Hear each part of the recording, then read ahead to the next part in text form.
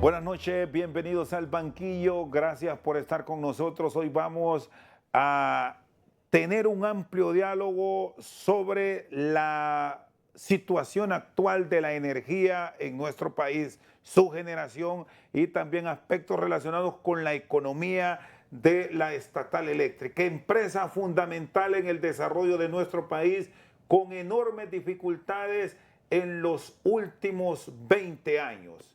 Estamos en procesos de cambio, en tiempo de reactivar la principal empresa de Honduras y está dentro de los grandes retos de la actual administración. En las últimas horas se ha presentado un informe serio de cómo está la estatal eléctrica. Se requieren cambios urgentes porque en parte de eso dependerá tener finanzas sanas hacia el futuro. Está con nosotros el economista y experto en temas energéticos, Edgar Aguilar López. Buenas noches, bienvenido Edgar, ¿qué tal? Buenas noches, Rosendo, gracias por el espacio y por la invitación a hablar de este tema tan importante. Bueno, en principio, háblenos de esta metodología que ha implementado la sociedad civil para tener un estudio puntual de cómo está la Empresa Nacional de Energía Eléctrica y la repercusión que en este momento registra en las finanzas del país, que son muy delicadas.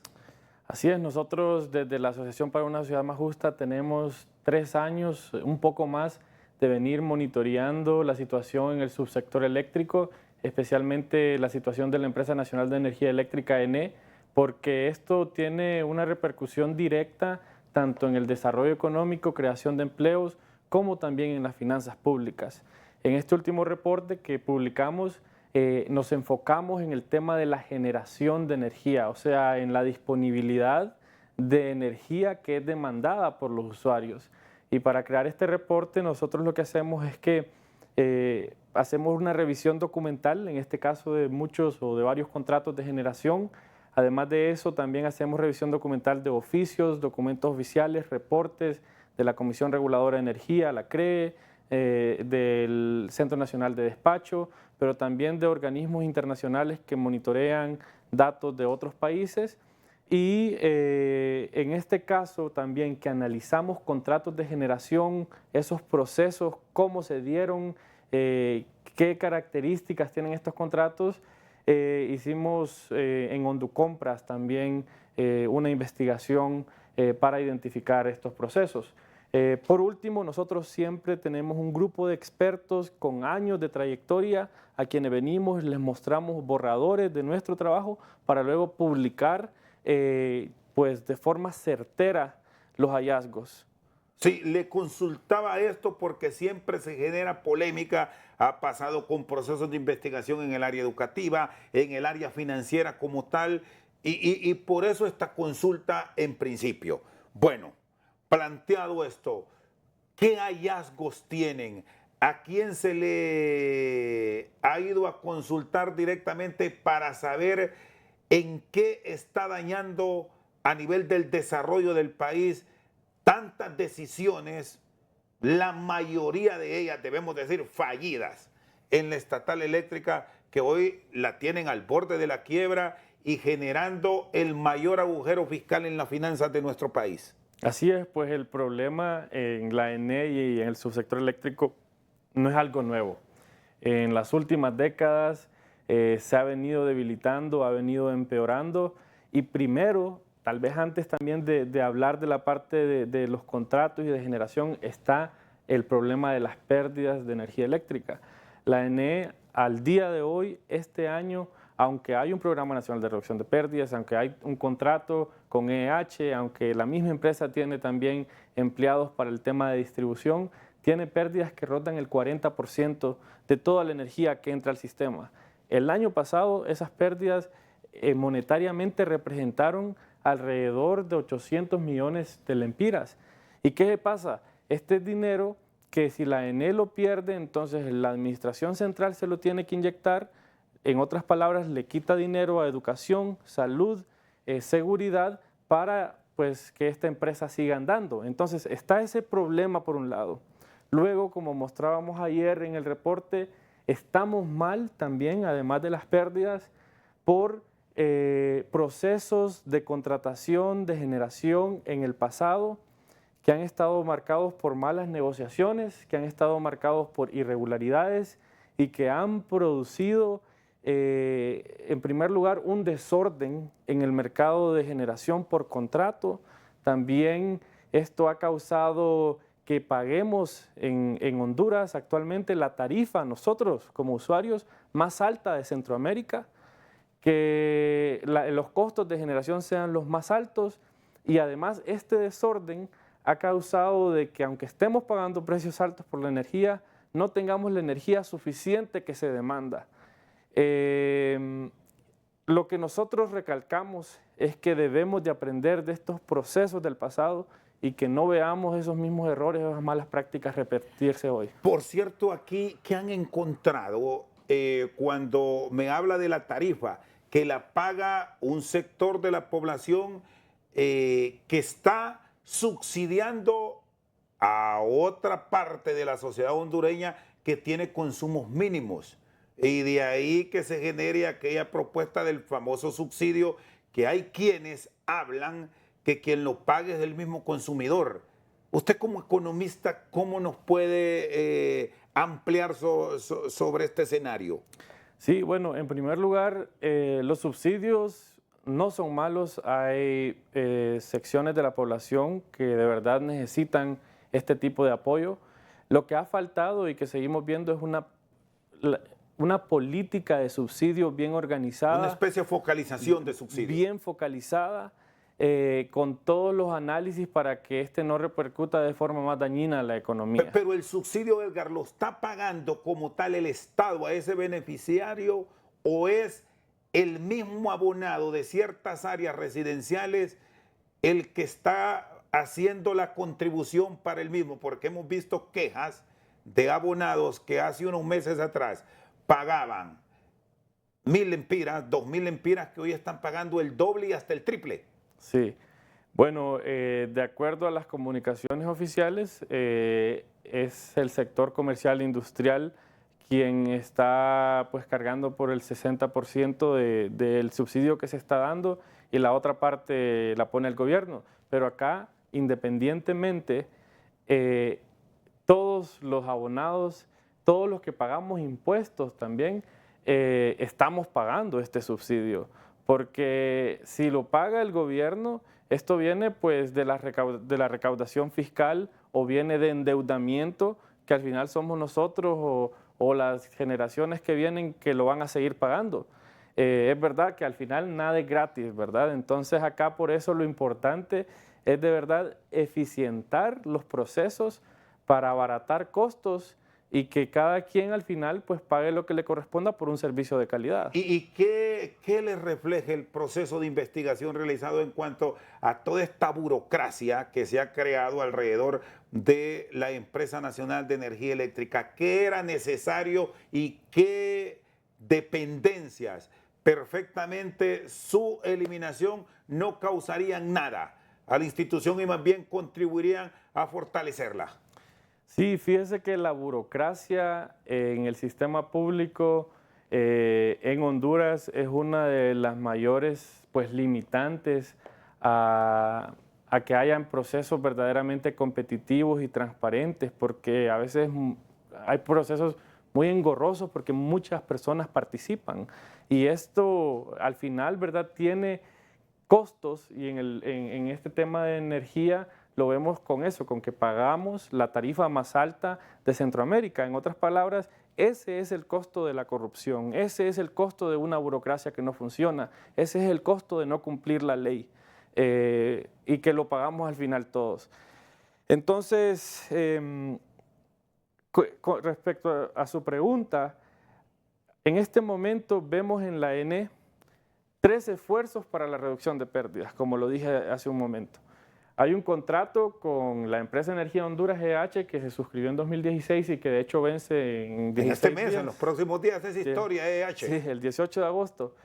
Y nosotros hemos calculado que desde que inició ese contrato hasta que finalice ahorita en agosto, se le habrían pagado casi 29.000 millones de lempiras. Esto es significativo. Y que su compromiso era reducir las pérdidas a 14% de cuando estaban en 34%. Pero más bien 32% estaban. Pero más bien hemos visto que a EH, para el final del contrato, se le habrá pagado casi 29.000 millones de lempiras, pero las pérdidas más bien aumentaron. Y ahí vemos un esfuerzo para la reducción de pérdidas. Por otra parte, viene el gobierno hace un año, anuncia y reconoce que es importante, reconoce el problema de pérdidas como el agujero fiscal más grande para el país y pues propone la creación de un programa nacional de reducción de pérdidas. A ese programa nacional de reducción de pérdidas, este año se le pues otorgaron mediante el presupuesto de la ANE 5.400 millones de lempiras. Para mayo de este año habían contratado 1.906 empleados. Otro esfuerzo más para la reducción de pérdidas. Además de eso, la ANE tiene siempre su equipo de distribución, que es el que pues originalmente debería de manejar el cobro, la reducción de pérdidas. Entonces, hay tres diferentes esfuerzos, los tres con una presión o demanda presupuestaria, los tres con una cantidad razonable de empleados y las pérdidas siguen aumentando. Entonces, acá es donde sí se necesita pues una evaluación de resultados y en base a eso hacer pues reestructuraciones. Muy bien, está con nosotros Edgar Aguilar López, especialista en temas de energía al banquillo. Una pausa, ya volvemos. Seguimos al banquillo, está con nosotros Edgar Aguilar López. Bueno, planteaba el tema de los costos. Tenemos una energía cara y al tener este factor en los términos de competitividad, nadie vendrá a invertir al país. Otro país donde nos llevan la delantera, Guatemala, El Salvador, el mismo Nicaragua y sí, Costa Rica. ¿Cómo deberá plantearse la NE tomando estos recursos del Plan Nacional de Reducción de Pérdidas que les dieron más de 5.400 millones para revertir? Así es. Bueno, pues como usted lo ha dicho, nadie va a querer venir a invertir a un país donde la energía eléctrica es cara, la energía eléctrica siendo pues uno de los recursos principales para la producción. Y de la misma forma que el sector residencial pagamos la tarifa más alta de Centroamérica, también los negocios pagan la tarifa más alta, los negocios en Honduras pagan la tarifa más alta comparada a otros negocios en Centroamérica. Esto claro que ahuyenta la inversión. Y no solo es que es la energía más cara, es que también el número de apagones, los racionamientos, porque no ha habido procesos de contratación ordenados al tiempo debido y no ha habido también inversión en distribución, en transmisión, han ido aumentando. Nosotros mostrábamos que en 2022 comparado a 2021, la energía no suministrada que fue demandada aumentó en 15%. Y acabamos de salir de un verano en el que vimos pues, una crisis agudizada con más apagones y apagones que duran más tiempo. Entonces, nadie va a querer venir a invertir a un país donde la energía va a ser cara y no solo eso, va a ser cara pero el servicio no va a ser de calidad porque van a haber apagones. Entonces, ahí vemos en la gráfica en pantalla lo que estaba comentando justo ahora. ¿Y por qué? ¿Y cómo se relaciona esto con la reducción de pérdidas también? Porque, ¿qué pasa? Si la ANE, que es la única empresa que tiene pues, el compromiso con los clientes de darle el servicio de energía eléctrica, no tiene el dinero porque hay altas pérdidas, porque imagínense que está perdiendo casi el 40% de toda la energía que entra, que compra y debería de vender. Esto es como que alguien vendiera naranjas y de 100 naranjas, 40 las pierde, entonces ahí pierde toda la ganancia. Y aquí lo que resulta increíble, Edgar, es que es un monopolio. Sí. Es el único monopolio que está quebrado en el mundo. Esto es para un análisis a profundidad. Sí, esta situación, ¿verdad?, de pérdidas, entonces no permite que la ENE pueda invertir en las líneas de transmisión, en las líneas de distribución para trasladar la energía, y esto también contribuye a que sigamos viendo más apagones y que haya pues, más sí, interrupciones en general. ¿Y cómo orientar estos recursos de una manera eficiente en toda la disponibilidad de fondos que se han dado a la ANE para su recuperación? ¿Qué han encontrado? ¿Efectividad en la asignación o sigue el despilfarro? Bueno, usted, y antes de tocar ese punto específicamente, también acaba de mencionar que la ANE es un monopolio, y sí, ¿verdad? Pero al final creo que este caso muestra una vez más que los monopolios no funcionan, especialmente desde el sector estatal, donde la burocracia es grande, donde pues hay muchos espacios para que no haya eficiencia. Entonces, se venía hablando anteriormente de que la NE, como está en El Salvador, en Guatemala, debería estar dividida claramente en sus diferentes actividades.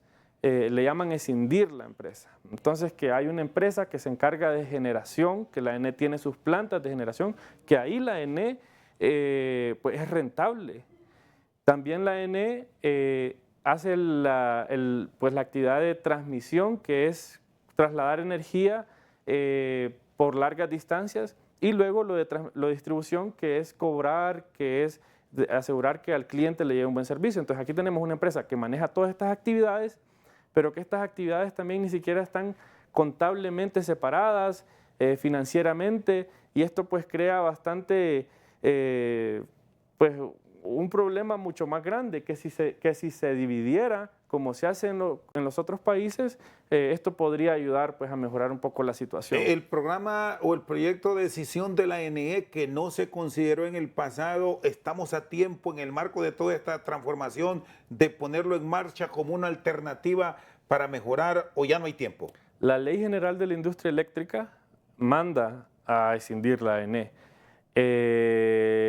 Luego, pues con el decreto 46-2022 que salió el año pasado, viene a poner algunas limitaciones a eso, pero por lo menos se deberían de tomar pues pasos adelante, por lo menos a dividir administrativamente estas actividades, y eso ayudaría a lo que usted mencionaba de identificar un poquito más con claridad dónde está el problema, dónde hay problemas, cómo mejorarlos, porque ahorita en realidad en la ENE la manzana podrida es distribución, que es lo de reducción de pérdidas, que es lo de la mora.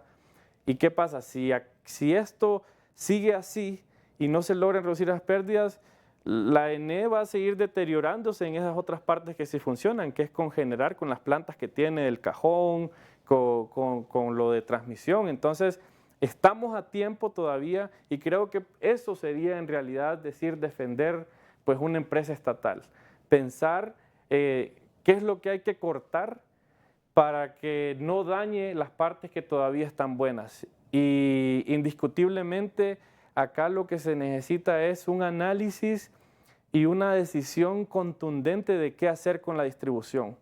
Y ya se ha hecho varias cosas, se dio un contrato con AEH, pero ahí pues no se compartían bien los riesgos, y para mí ahí debe de enfocarse entonces la solución. Y hablando de distribución, la distribución financiera entonces, teniendo recursos disponibles, ¿cómo debe orientarse para volverla eficiente? Bueno, vemos, por ejemplo, con el Programa Nacional de Reducción de Pérdidas, que la mayor parte de la ejecución presupuestaria va dirigida al pago de salarios, pero vemos una mínima ejecución presupuestaria en la compra de materiales, en la compra de tecnología. Entonces, ese es uno de los factores que debería de mejorarse. No solo contratar empleados que se contratan muchas veces sin garantizar que tienen el expertise, el conocimiento técnico. Nosotros hemos evidenciado que en el Programa Nacional de Reducción de Pérdidas, por ejemplo, se contrató muchas personas que no tenían las capacidades que una actividad tan técnica requiere. Y que ahí está la mayor ejecución presupuestaria, mientras que en compra de materiales vemos una ejecución presupuestaria de 0.1, 0.3%. Es decir, que gran parte del recurso disponible para recuperar la estatal ha sido entregado para sueldos y salarios, para llevar activistas políticos, ¿o qué? Pues ¿Que han analizado el tema de la empleomanía de la estatal eléctrica o no fueron tan a fondo, Edgar? Pues sí encontramos que en el contexto del Programa Nacional de Reducción de Pérdidas se contrató personal sin la capacidad técnica que requiere las actividades y claro que pues de la forma que las cosas han funcionado siempre en el país, esto se le puede llamar clientelismo. Eh, Probablemente sean simpatizantes, ¿verdad?, del partido, que no sería algo nuevo, sino que algo que lo hemos visto Esto es históricamente. repetitivo, debemos Sí. decir. Esto igual pasó cuando esto fue rojo, luego que fue azul y ahora que es rojo y negro. Sí, y es una mala práctica que no trae beneficios a mediano o largo plazo para mejorar el bienestar de todos. Más bien crea desigualdades momentáneas en las que pues a una persona se le puede dar eh, una oportunidad laboral, pero por otra parte también no se ven los resultados que se esperan para mejorar las condiciones del país. Entonces son prácticas que son dañinas. Y aquí hay otro elemento que me llama la atención, que me dice que gran parte de este fondo también, y estamos hablando de los recursos del Plan Nacional para la Reducción de Pérdidas, se ha usado para el pago de prestaciones. Es decir, se sacó personal, de pronto pudo ser capaz o no sé, pero si se sacó era para eficientar, pero se despidió y se metió. Es decir, que el recurso en el manual sueldo, puestos y salarios sigue siendo el mismo gasto o quizás mayor si se aumentaron sueldos, como ha denunciado el sindicato. Sí, es un riesgo. La ENE es conocida por eso históricamente, tiene muchas demandas laborales. Se hizo un trabajo en 2013 para pues disminuir el número de personal, pero ahora con el Programa Nacional de Reducción de Pérdidas se contratan rápidamente 1.906 personas, se sigue contratando y esto también genera una contingencia legal porque en el futuro pueden venir demandas si, pues, por exigiendo permanencias o ese tipo de exigencias que no serían nuevas. Y la ENE también es la empresa pública con uno de los mayores gastos en cuestiones legales y gran parte es por recurso humano y cómo se ha manejado eso. Y el personal contratado han medido lo eficiente que es para entrar en el proceso de recuperación de la estatal. Bueno, el Programa Nacional de Reducción de Pérdidas solo tiene un objetivo y es reducir las pérdidas y las pérdidas siguen aumentando. ¿Qué más indicador que ese para de verdad, pues en primer lugar, identificar si el personal está haciendo su trabajo, especialmente quienes coordinan? Por eso es necesario que se evalúe de verdad en base a estos indicadores tan visibles y que en base a eso se hagan cambios. Bueno, y aquí encontramos, Edgar, que hay un proceso de intervención para la dependencia que se buscó para esta área puntual. La reducción de pérdidas, un elemento fundamental, ahí era EH. Sí. Y ya está bajo la responsabilidad de la NE, del Estado. En este tiempo, contrario a bajar, aumentó. Sí. ¿Qué nos puede deparar a partir del 18 de agosto, cuando ya oficialmente EH como consorcio honduro-colombiano desaparezca y sea el Estado el que asuma las riendas? ¿Ve que tenemos la expertise para asumir estos retos o vamos de mal en peor? Bueno, el contrato de EH es otro claro ejemplo de malos procesos, de procesos con irregularidades, un contrato que se originó pues con varios cuestionamientos al ver el proceso y que al final no ha dado los resultados que muy probablemente resultará también en más demandas para el Estado y que el Estado también hay que hacerlo notar que no es bueno para defenderse tampoco. Entonces, probablemente otra carga fiscal, otro golpe a las finanzas del país. Y hubo tiempo para prepararse. Se intervino este contrato hace pues casi 2 años. En el tiempo de la intervención otra vez no se vieron mejoras en la reducción de pérdidas y ahora que ya va a finalizar el contrato, nosotros como población, sociedad civil, no tiene claro cuál ha sido el proceso de transición, qué pasos se han tomado, si ya se tiene toda la tecnología lista, si ya se tiene considerado cuál va a ser el personal clave que debe de absorber la ENE, porque hay que notarlo que en este tiempo las personas que han trabajado en EH también ha creado y mejorado algunos procesos que deben de mantenerse. Sería fatal si al finalizar este contrato en 15 días vemos una crisis más con un servicio que empeore porque la ENE no estaba lista. Se les ha dicho y ellos han sabido lo que han tenido que hacer, pero si no lo han hecho, eso lo vamos a ver en 18 días. Perfecto. Edgar Aguilar López, economista especialista en temas de energía, con nosotros al banquillo. Una pausa, ya regresamos. Seguimos esta noche al banquillo con Edgar Aguilar López. Bueno, ¿qué áreas deberán rescatarse? Hablando de recurso humano, porque esto a partir de la segunda quincena de agosto va a cambiar en cuanto al tema de atención de emergencia, reducción de pérdidas y todo lo que tiene que ver con el tema de la distribución, que es donde está lo cojo del ENE. Sí, así es. Y fíjese, Rosendo, que nosotros podemos dar recomendaciones, hacer un análisis, pero también la falta de información oficial al público da el espacio a la especulación.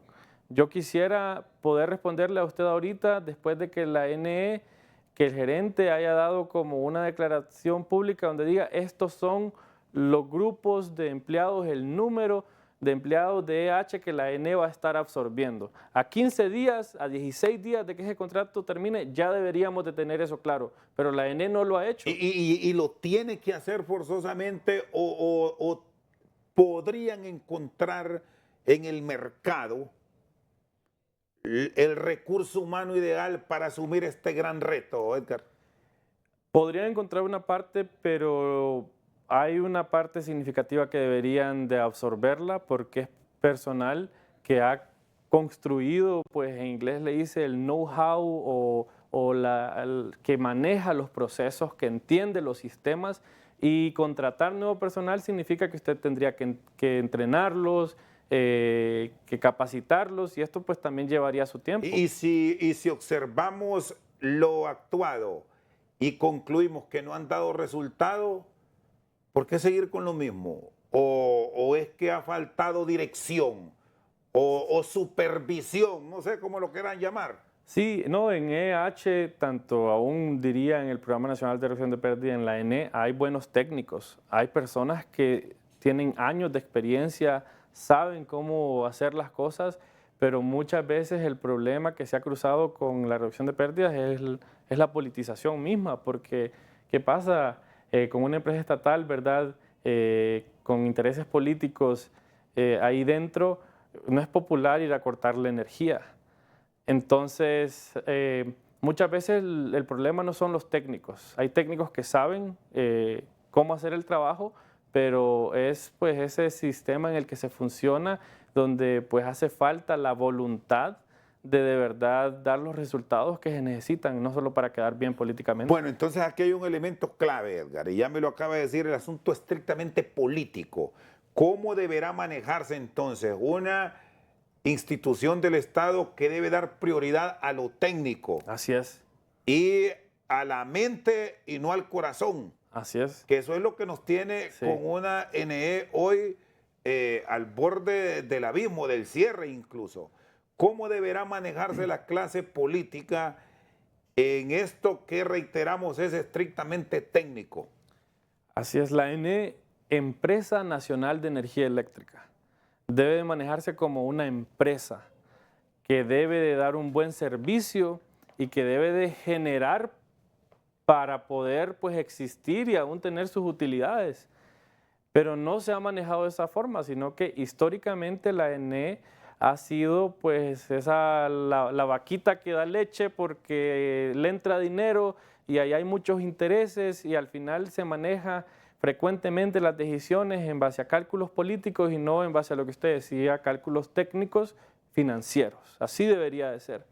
Por otra parte, también como debería de funcionar dentro de un sistema donde haya un regulador independiente con dientes que ponga las reglas claras de cómo deben ser los procesos, de cómo se debe de garantizar la calidad del servicio y que cuando no se haga, pues que también castigue.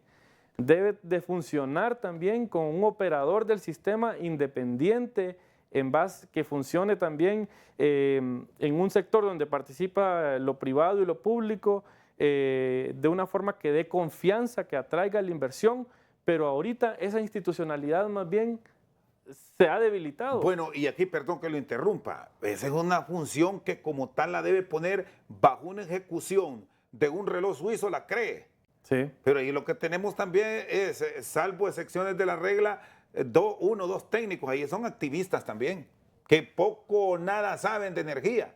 Sí, ese es un gran problema porque la CREE como regulador es el ente que debería de velar por el usuario, porque el usuario tenga bajos costos, porque el usuario tenga un servicio de calidad y no es un lugar para ir a aprender.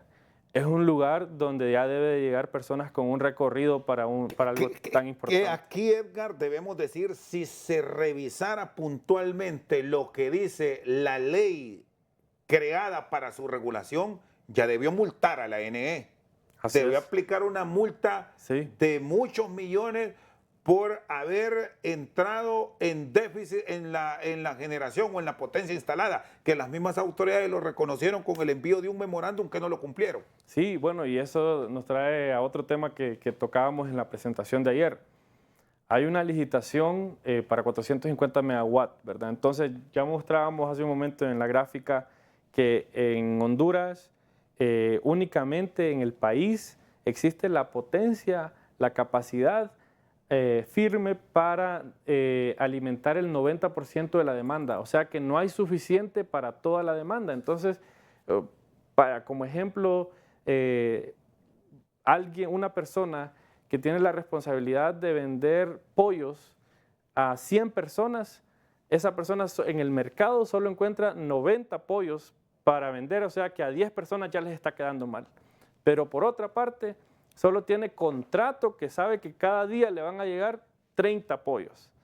Así está la ENE ahorita con la energía. Solo tiene en contrato para el 30% de la demanda de energía de potencia firme. Y entonces hay un retraso en los procesos de compra de energía. Hay una licitación que desde hace 3 años la ENE dijo, pues hizo la solicitud hasta tarde, pero la hizo, de que se necesitaba contratar más energía, que iniciaran un proceso de licitación. La CREE inicia ese proceso, la Ley General de la Industria Eléctrica manda a que el proceso sea competitivo, a que participen varias tecnologías y que se le adjudique a quien ofrezca el mejor precio y la tecnología que más convenga. Pero ¿qué pasa? Luego viene el decreto 46-2022 del año pasado, y este dice que ahora la NE o la Secretaría de Energía puede decidir qué tecnología es la que debe de competir. Esto da espacio a la discrecionalidad y ahora pues vemos una licitación que da un paso para adelante, va 2 para atrás.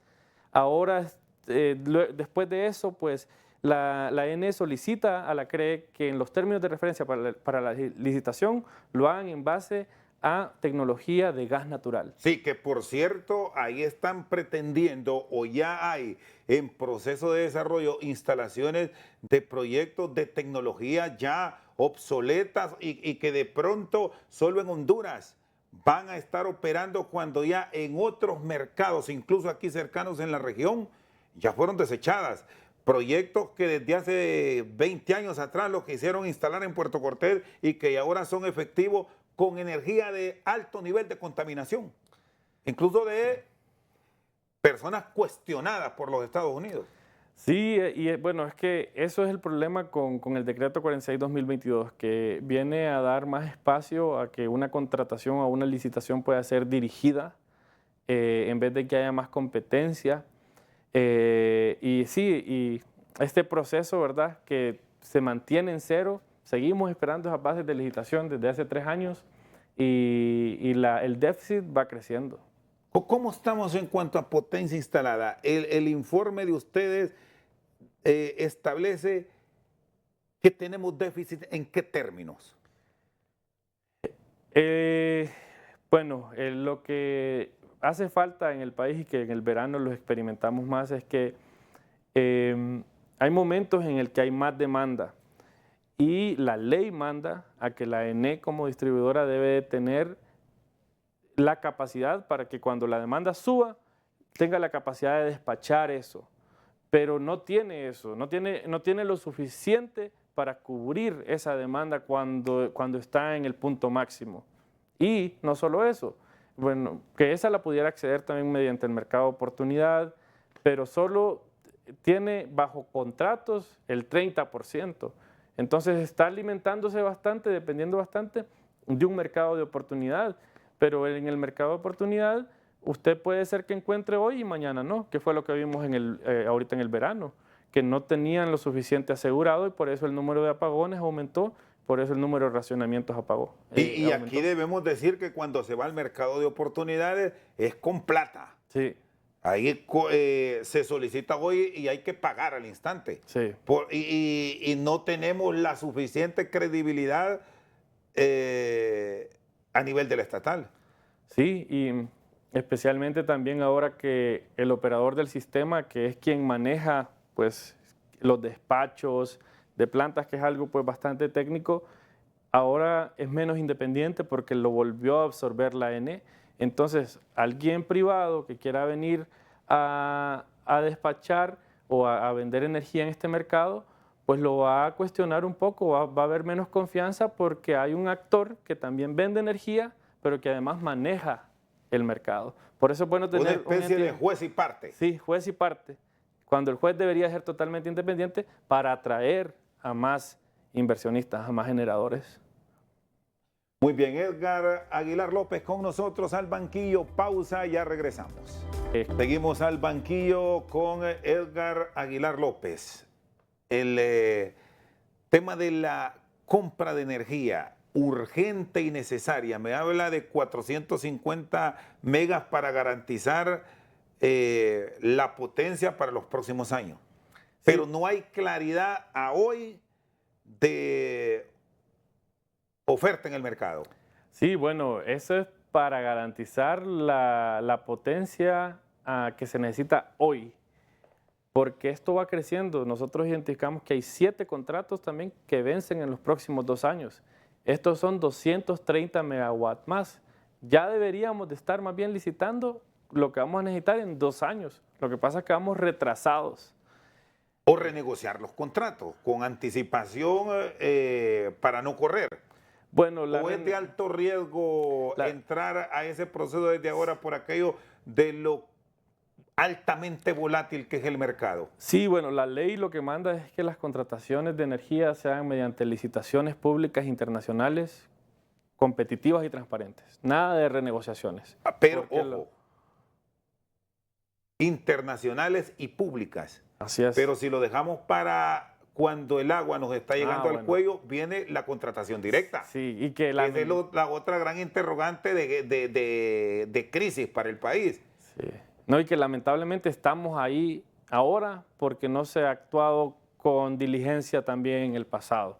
Entonces ahora pues casi que inevitablemente va a tocar recurrir a uno de esos mecanismos y aquí lo importante entonces a corto plazo, si se recurre a esos mecanismos, es que se abran los espacios para la veeduría de la sociedad civil y que se evite repetir malas prácticas del pasado. Eso por una parte. Y que en estos procesos de verdad se garantice bajos costos para el usuario y siempre tener en mente que nos lleve a más estabilidad y sostenibilidad en el sector.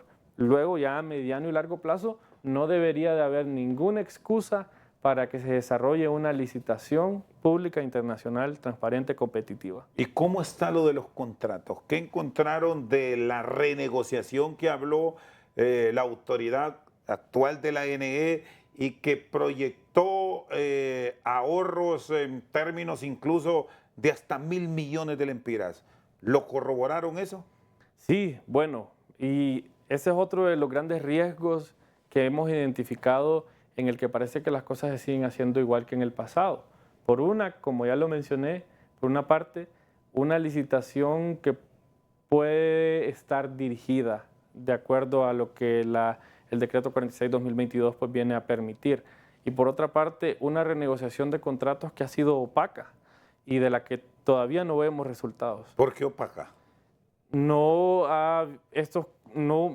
conocemos las adendas, ni siquiera la Comisión de Energía del Congreso Nacional conoce las adendas de los contratos resultado de los 16 acuerdos que se anunciaron en octubre del año pasado. Anunció la ANE que ya tenía 16 acuerdos con generadoras de ese proceso de renegociación. Que aquí hay otro elemento que el pueblo hondureño lo debe conocer.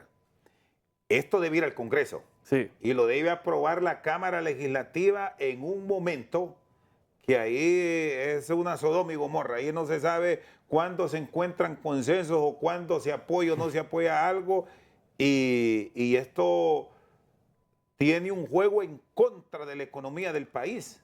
Sí, y bueno, aquí esperaríamos que el Congreso juegue un rol en el que no permita que se siga con práctica. Porque ¿qué es lo que se ha hecho en el pasado en las renegociaciones de contratos?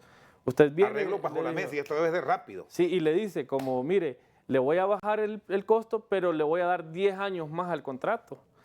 Ese es el tipo de negociación, quedamos en lo mismo. Entonces, nosotros, y digo también un proceso opaco porque desde el principio, desde la ASJ de Sociedad Civil, nosotros solicitábamos que hubieran parámetros claros mediante los que se iba a negociar, porque renegociar se puede negociar cualquier cosa. Entonces esperamos conocer pronto esas adendas y que el Congreso, la Comisión de Energía, haga su debida diligencia, que consulte a los expertos antes de aprobarlas. Y acá también, ¿verdad? Este espacio de renegociación, el riesgo también es que abre la oportunidad a que se muten contratos, a que se revivan contratos que ya estaban muertos, porque a lo que manda el decreto 46-2022 con la renegociación de contratos es que se revisen los contratos en operación, que de eso es lo que hemos escuchado. Los 16 acuerdos son contratos en operación, pero también manda a lo que usted decía al principio, a revisar contratos que no están en operación, pero que han sido firmados por la ANE. Que han sido, recordamos, contratos altamente leoninos con el tema de los costos fijos, plantas paradas y cobrando. Sí, y no sabemos nada de eso no se sabe nada. De eso no se sabe nada. Han habido acuerdos, que ha pasado, y lo que aquí abre la posibilidad es que se muten contratos, que se revivan contratos que no son pues beneficiosos para las finanzas. Entonces, esos son los dos riesgos, o una licitación dirigida o que se muten contratos. Y pues escuchamos de una planta que se está construyendo en Villanueva con una capacidad de hasta 240 y las autoridades de la ANE y la CRE dicen que no saben nada sobre esta planta cuando las únicas opciones serían pues que tuviera un contrato. Pues, ¿cómo se le va a dar ese contrato? Da mucho espacio a cuestionar la falta de información y también estos procesos, tanto de licitación como de renegociación de contratos, que quedan bastante abiertos para la discrecionalidad. Y aquella famosa ley que en el marco de la liberalización de la ANE se entregó contratos a diestra y siniestra y muchos de ellos incluso cayeron en manos de políticos. ¿Cómo quedó? Porque ahí hay una potencia, vamos a llamar una potencia muerta, que perfectamente en este momento de dificultad puede reactivarse. ¿Revisaron esa área puntualmente, Edgar? Sí, bueno, en primer lugar, usted no sé si me está hablando de la diarrea legislativa de 2014. Correcto, son esos proyectos que entregaron desarrollos eléctricos por todo Honduras y quedaron muchos de ellos en manos de empresas de maletín. Sí, bueno, nosotros tenemos un reporte solo sobre esto y fueron varias empresas que generan a base de energía solar. La mayoría está operando, pero a precios altos, porque a estas empresas se les dio un beneficio que ya tienen las que generan a base de fuentes naturales, 10%, pero además de eso se les dio 3 centavos de dólar más por kilowatt hora. Es un alto costo lo que han generado. Y ahí encontramos también otras que son de energía limpia, hidroeléctrica, pero resulta que cuando se van a observar esos proyectos que ya deberían estar incorporando potencias en generaciones mínimas de 1, 2, 3, 4, 5 megas, solo están en papel. Sí. ¿Qué hacer con eso entonces? No, eso debe de depurarse. Y dijeron que lo iban a hacer. Con el decreto 46-2022, ¿Y se ha daba hecho? menos de un año para que se hiciera eso, pero no se ha hecho o no sabemos cuáles han sido los resultados, porque no han comunicado nada oficialmente sobre esto y se les ha consultado a las autoridades y pues no sabemos qué ha pasado con esa Ustedes parte. han lanzado un portal con 115 proyectos. ¿Qué encontraron ahí? ¿O de qué se trata esa área?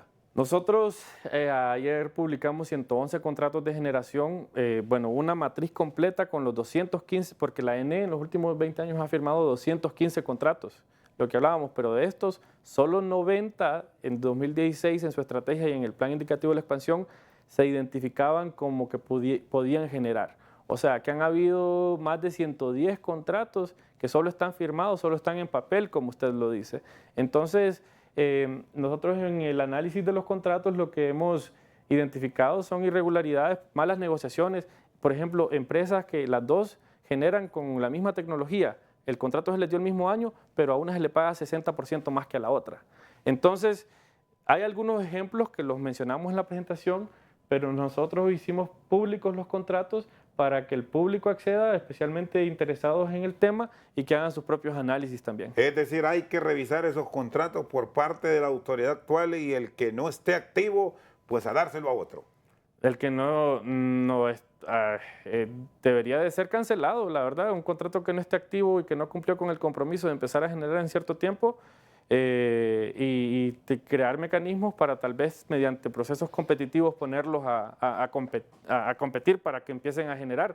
Pero algo importante acá también que nos deja de lección y que los expertos proponen es que debe de haber una garantía cuando a un generador se le adjudique un contrato en el que si éste no empieza a generar en el tiempo comprometido, se le aplica por no cumplir. Y dentro de todo esto, y para finalizar, Edgar, el riesgo de los apagones sigue. Bueno, de hecho hay quejas que las recibimos a diario en HRN, aquí en la compañía televisora, de reportes de que le cortan la energía o que hay suspensión de energía.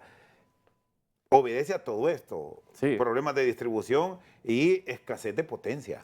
Claro, obedece y aquí creo que englosa todo al final, a que hay altas pérdidas y a que la ENE no puede invertir en transmisión, en distribución, a que no ha comprado la energía que se necesita y eso repercute en que los apagones sigan. Y ahorita la preocupación es que si no hicieron un buen proceso de transición, porque ahora hay que hablarlo en el pasado, ya faltan 15 días para que se vaya EH, ya tienen que tener todo listo. Si no han hecho un buen proceso de transición, esto se va a agudizar otra vez en los próximos meses. Esperamos que no sea así porque al final quienes sufren pues somos los hondureños, son las personas con su pulpería, que se les arruina el pollo, paraliza los negocios, entonces escuelas, universidades, mirábamos que se quedan sin luz cuando tienen que dar clases en la noche. Entonces sería penoso que con el tiempo que hubo no se hicieran todos los preparativos para que la transición entre ENE y EH no se sienta. Edgar, gracias. Gracias, muy Roberto. amable. Edgar Aguilar López, economista y especialista en temas de energía, que forma parte de los analistas de la Asociación para una Sociedad Más Justa, con nosotros esta noche en Al Banquillo. Por su sintonía, muchas gracias.